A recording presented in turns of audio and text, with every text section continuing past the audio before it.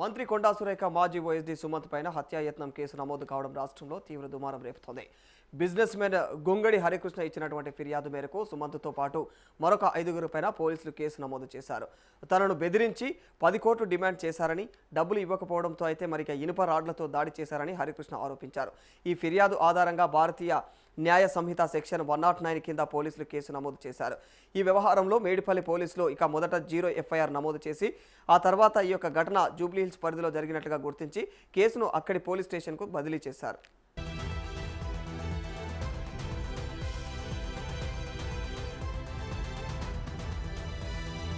సుమంత్తో పాటు మరొక 5 అయితే తన పైన దాడికి పాల్పడ్డారని చెప్పేసి గొంగడి హరికృష్ణ ఆరోపించడం జరిగింది. ఈ దాడి వెనుక తనను హత్య చేయాలనేటువంటి ఉద్దేశం ఉందని ఆయన పోలీసులకు ఇచ్చినటువంటి ఫిర్యాదులు పేర్కొన్నారు. అంతేకాకుండా మరి తనను బెదిరించి 10 కోట్లు డిమాండ్ చేశారని, డబ్బులు ఇవ్వకపోగా ఇక మరి అలా నిరాకరించడంతో అయితే మరి దాడి చేశారని చెప్పేసి హరికృష్ణ అయితే తీవ్రంగా ఆరోపణలు చేశారు. ఈ ఆరోపణల ఆధారంగా పోలీసులు కేసు నమోదు చేసి దర్యాప్తును ప్రారంభించారు.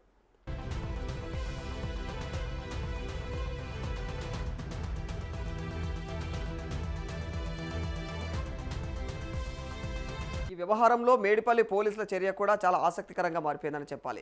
ఫిర్యాదు అందినటువంటి వెంటనే మేడిపల్లి పోలీసులు తొలుత 0 ఎఫ్ఐఆర్ నమోదు చేయడం జరిగింది. నేరం జరిగినటువంటి ప్రాంతం వేరే పోలీస్ స్టేషన్ పరిధిలో ఉన్నప్పటికీ బాధితుడు సమీప పోలీస్ స్టేషన్లో ఫిర్యాదు చేసి ఎఫ్ఐఆర్ నమోదు చేయించుకునేటువంటి అవకాశం 0 ఎఫ్ఐఆర్ ద్వారా ఉంటుంది. మరి ఆ తర్వాత ఘటన జరిగినటువంటి ప్రాంతం జూబ్లీహిల్స్ పోలీస్ స్టేషన్ పరిధిలోకి వచ్చేస్తుంది కాబట్టి మరి దాన్ని అక్కడికి నిర్ధారించుకొని ఆ కేసును రికార్డులను అయితే జూబ్లీహిల్స్ పోలీస్ స్టేషన్కు బదిలీ చేశారు మేడిపల్లి పోలీసులు.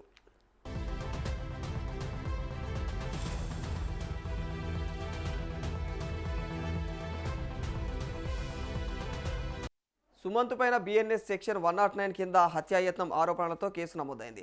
అయితే మరి ఫిర్యాదులో చేసినటువంటి ఆరోపణలు నిజమా, దాడి ఎలా జరిగింది, 10 కోట్లు డిమాండ్ చేశారనేటువంటి ఆరోపణలకు ఆధారం ఏమిటి అనేటువంటి అంశాలపైన పోలీసుల దర్యాప్తుల్లో స్పష్టత రావాల్సి ఉంటుంది. ప్రస్తుతం అయితే ఈ కేసులో నిందితుల పాత్ర, దాడికి సంబంధించినటువంటి పరిస్థితులు, మరి అందుబాటులో ఉన్నటువంటి ఆధారాలను పోలీసులు పరిశీలిస్తున్నట్లుగా తెలుస్తోంది.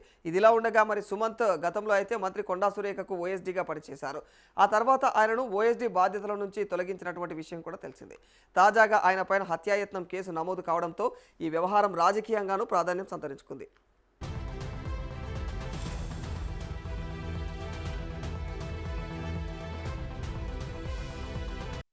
అయితే ఈ సంఘటనకు సంబంధించి పోలీసులు విచారణ చేపట్టారు. విధుల నుంచి ప్రభుత్వం తొలగించగానే మరి సుమంత్ అదృశ్యమయ్యారని కూడా చెప్పొచ్చు. ఆయన ఆచూకీ తెలుసుకునేందుకు మరి టాస్క్ ఫోర్స్ పోలీసులు కూడా రంగంలోకి దిగారు.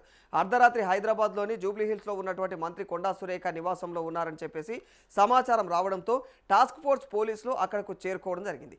అయితే ఆ సమయంలో కొండా సురేఖ కుమార్తె సుస్మిత పోలీసులను గేటు వద్దే అడ్డుకొని వాగ్వాదానికి దిగారు. మరి వారెంట్ లేకుండా ఇంట్లోకి ఎలా వస్తారని చెప్పేసి ఆమె నిలదీయడం కూడా జరిగింది. ఆ సమయంలో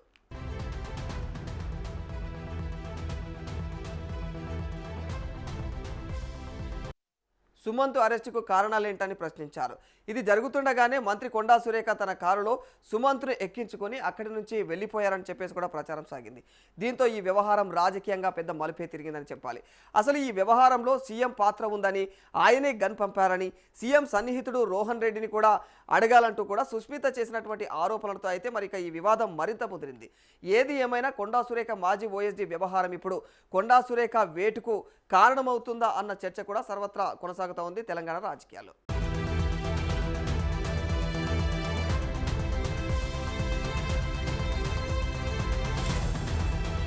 మంత్రి కొండా సురేఖ మాజీ ఓఎస్డీ సుమంత్ పై హత్యాయత్నం కేసు నమోదు కావడం రాష్ట్రంలో తీవ్ర దుమారం రేపుతోంది.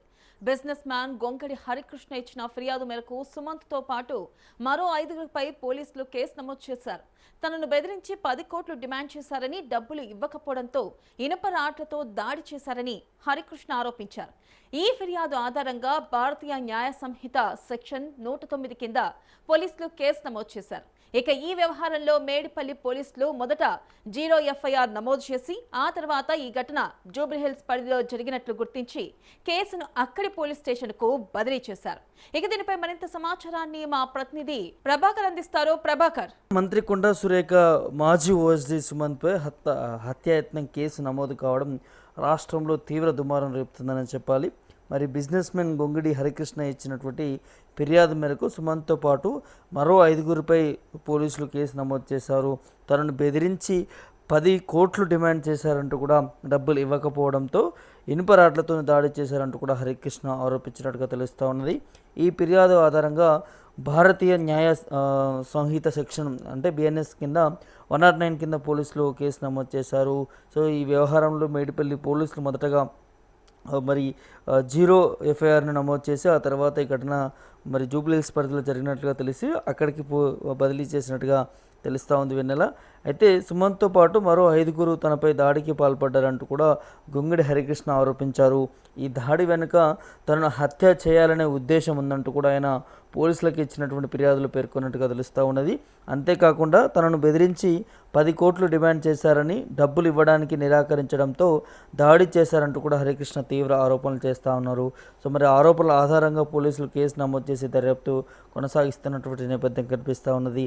మరి ఈ వ్యవహారంలో కూడా మేడిపల్లి పోలీసులు చర్య కూడా ఆసక్తికరంగా మారిందని చెప్పాలి. ఫిర్యాదు అందిన వెంటనే మేడిపల్లి పోలీసులు తొలుత 0 ఎఫ్ఐఆర్ నమోదు చేశారు.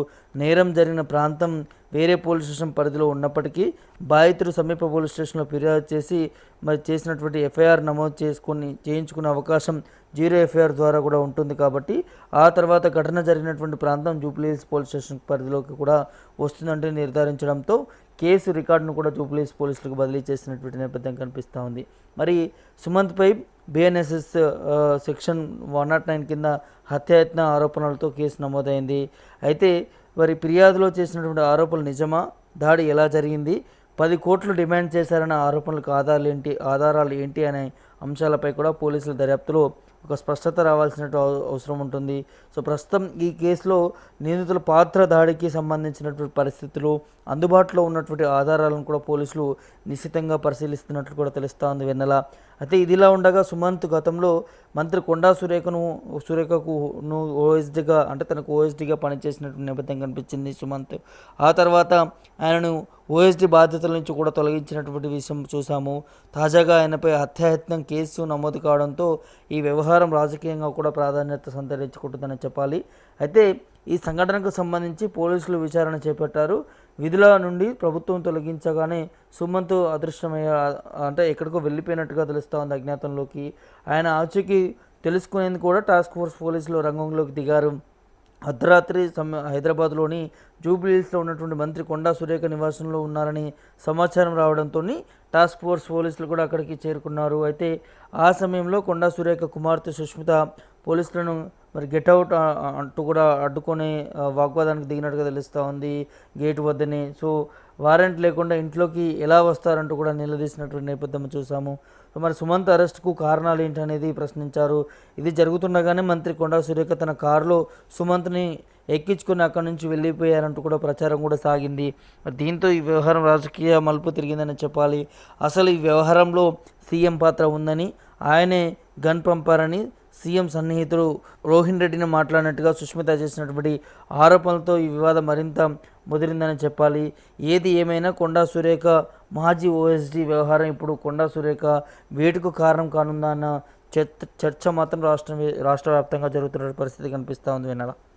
ప్రధానంగా చూసుకున్నట్టయితే ఇటు తెర మీదకు కొండ సురేఖ కూతురు సుష్మిత పేరు కూడా మరి తెర మీదకు వచ్చింది. ఈ నేపథ్యంలో మరి కొండ ఏ విధమైన చర్యలు తీసుకునే అవకాశం ఉంది? గత కొంతకాలంగా కూడా చూసుకుంటే ఇటు కొండపై పార్టీలోనే వ్యతిరేక చర్యలు వినిపిస్తున్నాయి. మరి ఈ నేపథ్యంలో వారి కుటుంబం ఈ విషయంలో ఎలా బయటపడే అవకాశం ఉంది? దాన్ని వాళ్ళు సమర్థించుకుంటారా లేదా పార్టీ అధిష్టానం దీనిపై ఏమైనా చర్యలు తీసుకునే అవకాశం ఉందంటారా? వెన్నెల, ఇటు ఒకవైపు కొండా సుష్మిత పటేల్ చేసిన వ్యాఖ్యలు, ఇప్పుడు ఓఎస్డీగా పనిచేసినటువంటి సుమంత్కి సంబంధించిన హత్యాయత్నం కేసుకి సంబంధించి, దాంతోపాటు డ్రైవర్కి సంబంధించి కూడా తన మీద కూడా దాడికి పాల్పడినటువంటి 5గురు గుర్తు తెలియనటువంటి వ్యక్తులు. సో ఇదంతా కూడా ఎటు దారితీస్తుంది అనేది రాజకీయంగా చర్చ జరుగుతూ ఉన్నది. ఏం జరుగుతున్నది? ఇటు కొండా సుష్మిత పటేల్ ముఖ్యమంత్రి మీద, ప్రభుత్వం మీద విమర్శించడం, అదేవిధంగా దానికి మరి కొండా సురేఖ సమాధానం ఇవ్వలేకపోయింది. తన కూతురు మాట్లాడిన దానికి తనకి ఎట్లాంటి సంబంధం లేదంటూ కూడా మాట్లాడడం, దాని వెనకాల కూడా కాంగ్రెస్ పార్టీ అంతా కూడా సీరియస్ అవుతున్నటువంటి పరిస్థితి మనకి కనిపిస్తూ ఉన్నది. దాంతోపాటు ఇప్పుడు ఈ ఓఎస్డి వ్యవహారం కూడా అంటే తనని కొండా సురేఖ దాచిపెట్టింది అనే దాని మీద కూడా పెద్ద ఎత్తున తెరపైకి వస్తున్నటువంటి పరిస్థితులు కనిపిస్తూ ఉంది. మరి వీటన్నిటికీ కూడా వివరణ ఇచ్చుకోవాల్సినటువంటి అవసరం ఉంటుంది అంటూ కూడా చాలా వరకు కూడా వినిపిస్తున్నటువంటి పరిస్థితి కనిపిస్తూ ఉంది. కొండా ఫ్యామిలీకి సంబంధించి కూడా ఒకవైపు కొండా సుష్మిత పటేల్, కొండా సురేఖ కూతురు కూడా చాలా ఆరోపణలు చేస్తూ ఉంది.